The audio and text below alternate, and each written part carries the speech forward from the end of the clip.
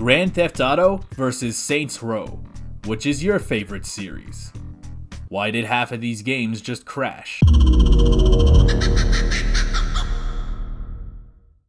Saints Row is often overshadowed by Grand Theft Auto, which makes sense given the massive disparity in production value and cultural impact and just about everything. Not only is GTA a biblical monolith of video game culture, but it has been for almost 2 decades now. But what's crazy about that is that even though Saints Row might not seem on the surface to be a worthy contender of what is now the 6th highest grossing video game franchise of all time, you can still talk to people about GTA and there is a chance that they'll go like, I'm more of a Saints Row kind of guy. The next GTA was confirmed to be in development a couple of months ago, and with the next Saints Row right around the corner, now is the perfect time to have a good old guns at high noon cowboy showdown time. Now, I won't be talking about GTA 1, 2, or Chinatown Wars, and I won't be talking about Gat Out of Hell because only 18 people care about those games, and the odds that they're subscribed to me are very small, so they won't know. So buckle up your seatbelt because we're about to Grand Thief some automobiles in the row of the Saints.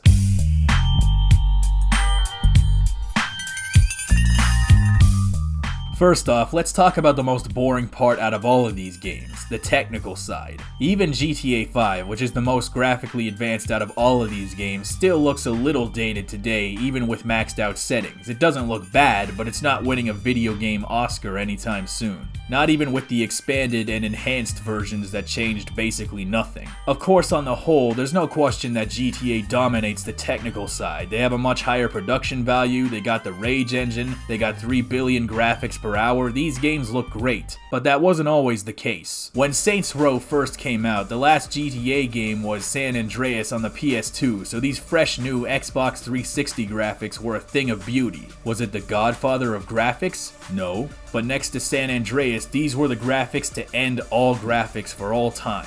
Then 2 years later, GTA 4 comes out, and once that came out, this was over. And this remained true even when Saints Row 4 came out in 2014. GTA 4 still, in a lot of ways, looks better than even that game does. The animations, lighting work, and models are all phenomenal in GTA. That being said, Saints Row seems a little more stylized. It's kind of on the border town of realism and cartoonishness, kind of like Pikmin. I think they were definitely leaning a little more for realism in the beginning, but further embraced the comical look later on. This is really amazing shooting! This was definitely the smarter decision considering just how huge the disparity would be if they tried to look realistic with a fraction of GTA's budget. It is worth noting that both series are absolute punk bitches when it comes to PC ports. Vice City breaks beyond playability if you try to play it at a higher frame rate than 30. GTA 4 used to not allow you to save the game because it required a Games for Windows Live account even after the service was discontinued, and you literally needed a mod to get around it. It also used to require special commands to allow it to access more than 4 GB of RAM, otherwise it would run like ass even on the best computer. It also kept crashing on this one mission, and I don't even know why. Saints Row 1 doesn't even have a PC port at all, so I had to play it on an Xbox 360 emulator, and Saints Row 2's PC port is so laggy and crash prone that you might as well be playing on an emulator. I heard that Volition actually lost the source code of Saints Row 2 in 2013, but they found it again in 2019, and they're going to introduce some patches in the next year or so, which...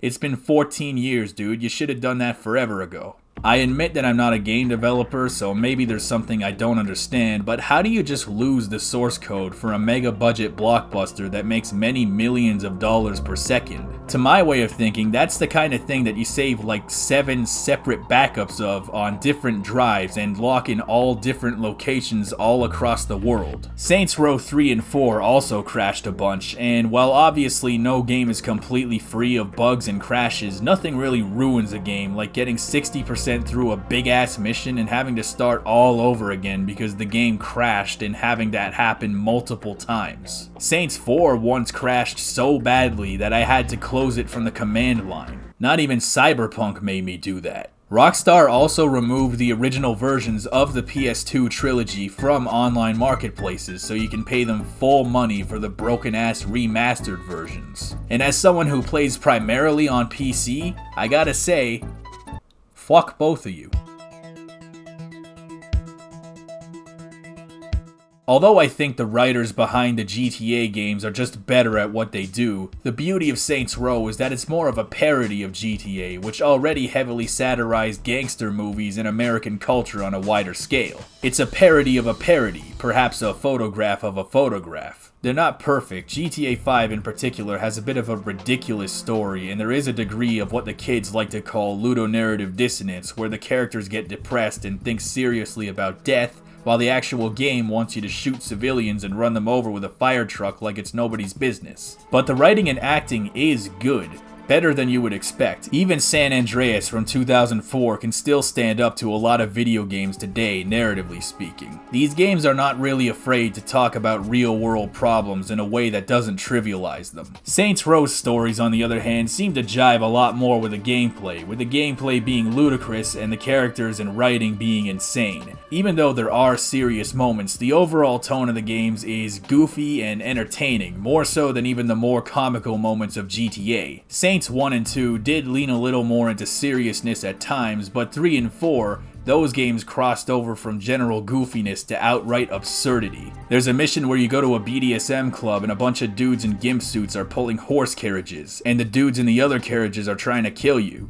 I understand that a lot of people don't like the new direction Saints Row took after 3, but at the same time, I feel like being more weird and goofy allows it to better coexist with GTA, rather than feel like an attempt to just do the exact same thing on a much lower budget. It does reference serious things like GTA, except it's decidedly non-serious in its approach. Things like prostitution and sex trafficking are kind of played for laughs, which might seem in poor taste depending on who you ask, but I'm not gonna high road you guys and pretend I didn't laugh at these games. Like, I literally spat out my drink when Saints Row 1 straight up said, "You need more hoes." I've always wanted to play a game that straight up tells you to get more hoes, like a basic, regular instruction. Like I said before, GTA's developers just have way more at their disposal and they're trying to aim for more serious story beats. They're definitely more profound than Saints Row, I don't think anyone would deny that. But Saints Row is allowed to avoid ludonarrative dissonance by having a goofier story. There's a mission in Saints 4 which is a whole ass parody of Metal Gear. It's my crazy. Considering I initially tried to make my guy look like Liquid, that's pretty on the nose. It's like they knew I would do that before I even bought the game. Characters. Now GTA has a lot more to work with because every game is its own big story with a new setting and new characters. As the games went on, the characters started becoming more fleshed out. They have dreams and aspirations, values, beliefs. They act like human beings and not just one-dimensional vehicles for the context of the gameplay. Saints Row, on the other hand, follows the same sets of characters throughout 4 games. Yes, some of them drop in and out, people are killed off, new people take their place, some people are brought back to life because Saints Row 4, but by having the same set of characters across 4 games, there's a certain sense that you know these guys. You can identify with them more across each game. Most games with a custom character, I could never really get into them because they didn't behave like they belonged in the world. What makes Saints Row's custom characters so great is that they actually have a voice and they talk and interact with the other characters in a natural way, kinda like Cyberpunk. Do you want to be the president who cured cancer or the president who solved world hunger? Speaking of hunger, you fancy a steak and kidney pie? Good choice. Even Saints Row 1, where the character is largely mute, he at least has one line of dialogue where he talks about shoes or something. Actually, they're this season's new. Bullshit, that's last year's fall collection. Even though your character's official name is canonically classified, they never feel out of place because everyone usually just calls you boss, and that's good enough. Liquid Charming is one of very few custom characters that I actually got attached to. Because the customization options are so expansive, you can be whoever you want to be with no problem. It's a very expressive experience. Fuck off. I always dreamed of being a blonde man with enormous cheekbones and a massive chin that sounds like Rex from Xenoblade after he hits puberty, and Saints Row has allowed me to live out that very specific fantasy for over 10 years now. None of these guys are quite as iconic as Big Smoke, Lester the Unlikely, or Roman my cousin is here, but they're still my saints and I'll ride with them till I die. But it is also harder to take the previous games seriously now that I know they all end up in space fighting an alien warlord in the end.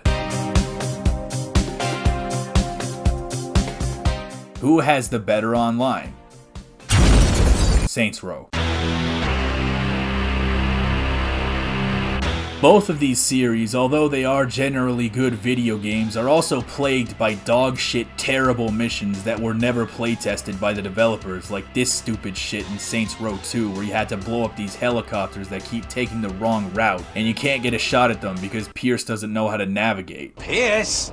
Helicopters? I know we're looking for helicopters. I told you I got this. No, Pierce, the goddamn helicopters are here! Shit! Don't get me wrong, bad missions can be found in every single game of both series, but the sheer quantity of terrible missions in the GTA games, especially the older ones, is deeply frustrating. Both Saints Row and GTA suffer from a lot of the same problems, like how you can steal a cop car and drive it at the top speed, and somehow, every time, without fail, cops driving the exact same model of car can outrun you. Or missions that consist mostly of just driving to where the mission actually happens, or missions that are ridiculously punishing out of nowhere, forcing you to repeat massive chunks of trivial gameplay. Checkpoints would have been amazing to have in a lot of these games. GTA in particular is a motherfucker, where in the older games, dying might mean losing all your weapons and having to spend extra time getting them all back, and you have to do that every single time you die. That's one of the things Saints Row was smart enough to get rid of. As early as Saints Row 1, you can just restart the mission immediately, and Saints Row 2 would introduce checkpoints. Saints Row was definitely ahead of the curve when it came to ironing out the rougher spots of GTA's gameplay loop.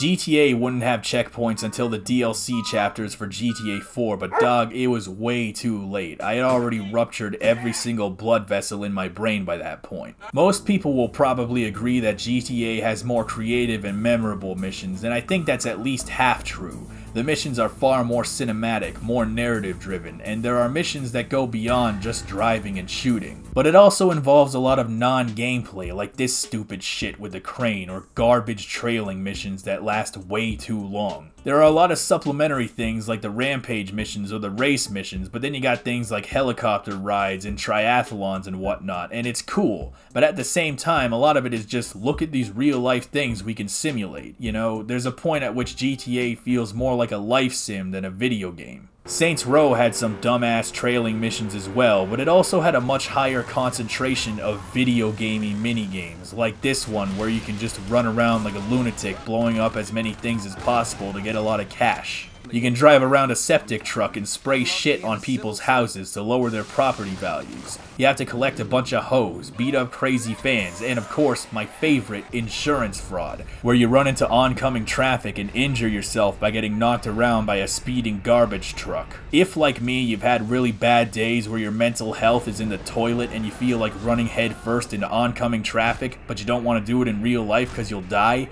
this will be your favorite game. Fuck me! Overall, if the question is which series is more video gamey, definitely Saints Row. I mean, Saints Row 4 literally gives you superpowers and spaceships. It's the stuff you'd expect to see in a GTA mod. Yes, a lot of the missions in Saints Row are Ubisoft-style copy-paste nonsense, like walk over to this part of the map and shoot a bunch of guys to take control of this neighborhood, and hey, guess what? Here's the same exact thing, except it's 28 different times across the map. It can feel a little shallow if you play too long, and it can burn you out quickly, but it also feels more like a video game. The proportion of actual gameplay to all the other nonsense is much greater than GTA. Obviously, when GTA missions are at their best, they can be way more exciting due to their cinematic prestige and narrative context. Unfortunately, they're often not at their best and are defined by a disproportionate amount of non-gameplay and repetition. The missions in both of these series are definitely at their most fun when they allow you to experiment and do things your own way.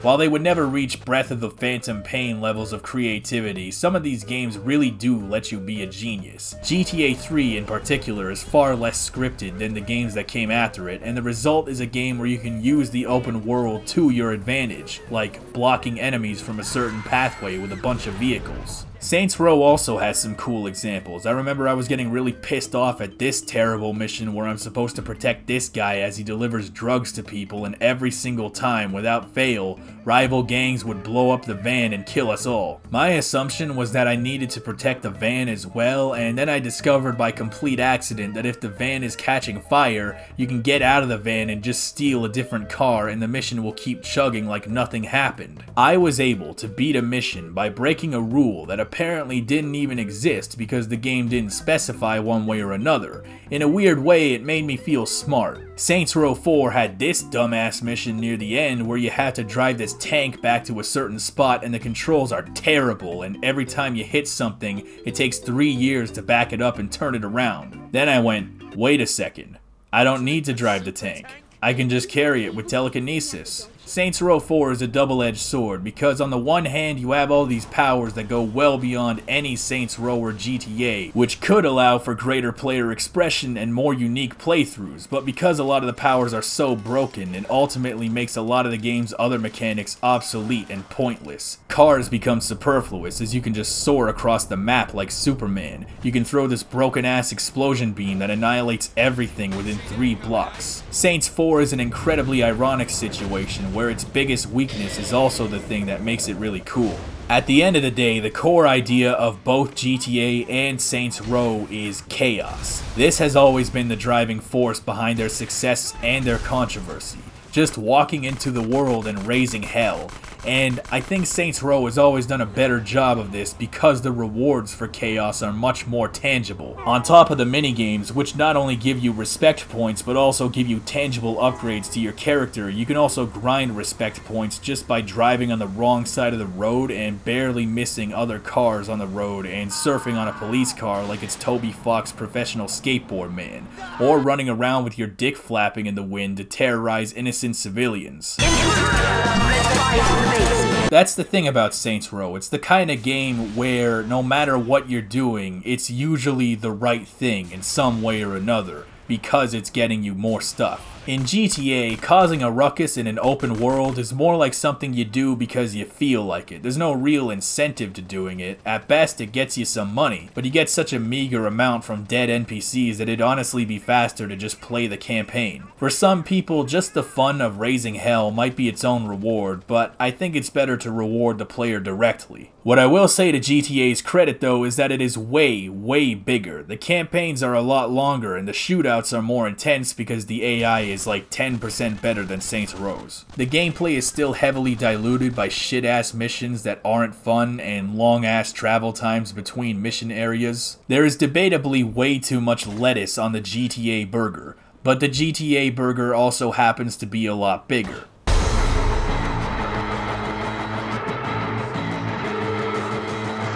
GTA's open world is 100 times more impressive than Saints Row. First off, every single GTA has a new map. Even though they revisit different locations more than once, the portrayal of those locations is always very different to the point that they might as well be new places. Saints 1 and 2 pretty much have the same map, and Saints 3 and 4 also have the same map. Now don't get me wrong, you could do worse than Saints Row, but I feel like you could do a lot better too. Compared to GTA, where every corner of the map is treated with the same level of respect for details and character, Saints Row feels a lot more like a video game world. It's not as immersive as GTA. I definitely prefer Stillwater to Steelport. I feel like it has more variety and verticality, but it still can't stand up to GTA. The setting of Grand Theft Auto is so beautiful, so immersive, that it feels so mesmerizing just to walk around and soak up the details, and it's honestly phenomenal.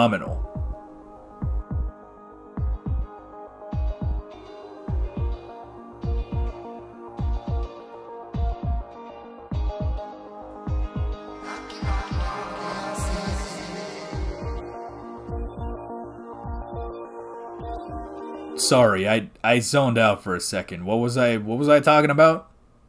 Something about bowling?